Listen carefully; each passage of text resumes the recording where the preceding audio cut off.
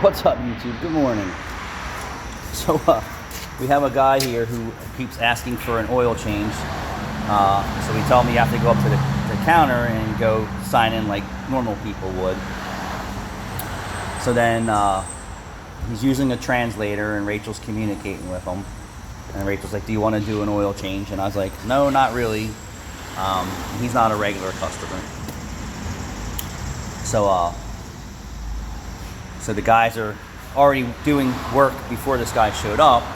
And then he says to Rachel, do I have to wait for those guys to finish those jobs before I can get my car in for an oil change? I'm kind of in a hurry. Well, if you're in a hurry, then you need to go to a fucking Quick Lube and pay $90, $100 for an oil change.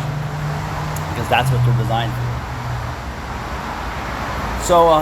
So Rachel comes out and says, can you bring this car in? I said no, when the mechanics are done what they're doing, because that's the rotation, that they will bring his car in. So Dylan brings the car up to the bay, I got him in, the bumper cover's falling off, and then the customer's following him right over to the bay. I get him in, and then I see the customer walking into the shop and he has sandals on. I'm like, no customers are allowed in the shop. And he just looks at me.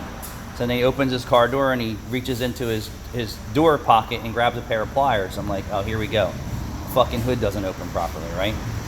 What's your procedure on that stuff? I, for one, if I have to open your hood and your hood doesn't open and close properly, I refuse service on these cars. I'm not dealing with that bullshit. Really? It costs like $100 to fix your hood release handle in most cases, or maybe a little bit more. So he shows Dylan how to open his hood with his custom pliers. So I'm like, all right, so I'm texting Rachel, the hood release handle's busted. I tell the customer to get out of the shop. And then he's back in the shop again. We open his hood, we put it up in the air. We start looking at it, he's back in the shop again. I said, I told you, stay out of the shop. So he walks to the edge of the shop, and then he's still inside the shop. I said, I told you to get out of the shop. I set his car down, and I put it the fuck outside. I don't want customers like that. It's not even people, it's customers. I don't want your crappy ass vehicles in here that your hood and door handles don't open properly and you're here for service. Sorry, I'm not that guy.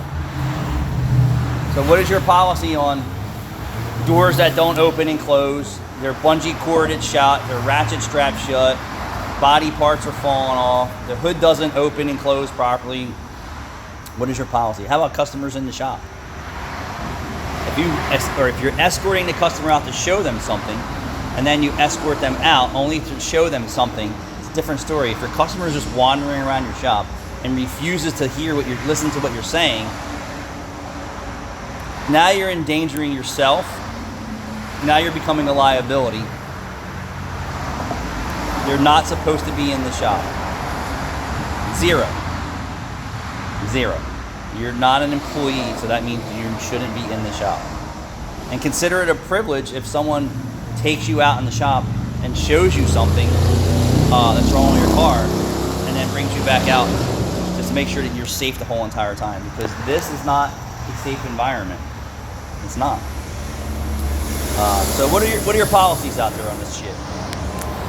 Especially when they're tapping your finger, tap, tap, tap, tap, tap, that I'm in a hurry, and your fucking hood doesn't even open properly. You have to come out and show the technician how to open your hood.